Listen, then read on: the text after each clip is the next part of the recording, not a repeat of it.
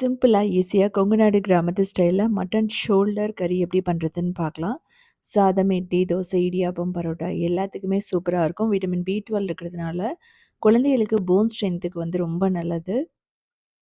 எப்படி செய்றதுன்னு பார்க்கலாம். இதுக்கு கொத்தமல்லி, ஜீரகம், மிளகு, சோம்பு, கடலைப்பருப்பு, உளுத்தம்பருப்பு, கசகசா, அதுக்கப்புறம் கொஞ்சமா எண்ணெய் ஊத்திட்டு நல்லா வதக்குங்க. இதிலேயே சின்ன வெங்காயம், பூண்டு, இஞ்சி, கருவேப்பிலை, வரமிளகாய், உப்பு தேவையான அளவு.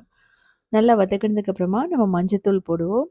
இதில பட்டை, கிராம்பு, ஏலக்காய் எல்லாம் நம்ம போட மாட்டோம். தேங்காய் வந்து போட்டுக்கலாம் நீங்க.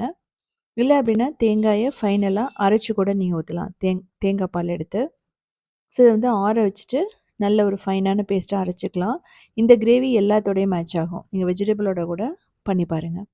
குக்கர்ல பண்ண போறோம். குக்கர்ல வந்து பார்த்தீங்கன்னா, கடுகு, சோம்பு, சின்ன வெங்காயம், பச்சை மிளகாய், கருவேப்பிலை. இல்ல வரமிளகாய் கூட நீங்க போட்டுக்கலாம். தக்காளி 1 போட்டுக்கலாம். இதையும் போட்டு நல்லா ரோஸ்ட் பண்ணணும். தக்காளி பிடிக்கலன்னா நீங்க ஸ்கிப் பண்ணிடலாம். இப்போ மட்டன் ஷோல்டர் போட்டுட்டு நல்லா வதக்கணும். கலர் கொஞ்சம் சேஞ்ச் ஆகும். இதுக்கப்புறமா உப்பு தேவையான அளவு, மஞ்சள் தூள், மிளகாய் தூள், கொத்தமல்லி தூள் அவ்வளோதான். ஸோ இதையும் நல்லா வதக்கணும். மட்டன் ஷோல்டர் வந்து பார்த்தீங்கன்னா, ரொம்ப டேஸ்ட்டா இருக்கும். இது வந்து பெங்களூர்ல கிடைக்குது உங்களுக்கு. தமிழ்நாட்ல எப்படின்னு தெரியல. இப்போ தேவையான அளவு தண்ணி ஊத்திட்டு, இத வந்து பார்த்தீங்க அப்படின்னா நல்லா கொதிக்க விடணும்.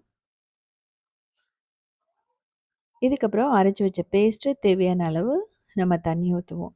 கடலை பருப்பு, உளுத்தம் பருப்பு இருக்கிறதுனால உங்களுக்கு கிரேவி நல்லா திக்காகும். வெஜிடேரியன்ஸா இருந்தா பன்னீர்லேருந்து ஆரம்பிச்சு நீங்க உருளைக்கிழங்கு, சோயா, அதுக்கப்புறமா மஷ்ரூம்லாம் பண்ணலாம். இப்போ நல்லா கொதிச்சு வரணும். கொதிச்சு வரும்போது நம்ம ப்ரெஷர் குக்கர் மூடிய போட்டுட்டு 7 விசில் மீடியம் ஃப்ளேம்ல வச்சீங்கன்னா சூப்பரா ரெடி ஆயிடும். இதில வந்து பார்த்தீங்க அப்படின்னா, அந்த எலும்பு சதைகளுக்கு உண்டான எல்லா சத்துக்களுமே இருக்கிறதுனால, கண்டிப்பா ஸ்போர்ட்ஸ்ல இருக்கிற குழந்தைகளுக்கு ரொம்ப ரொம்ப நல்லது கூட. கண்டிப்பா இத குடுத்தாகணும்.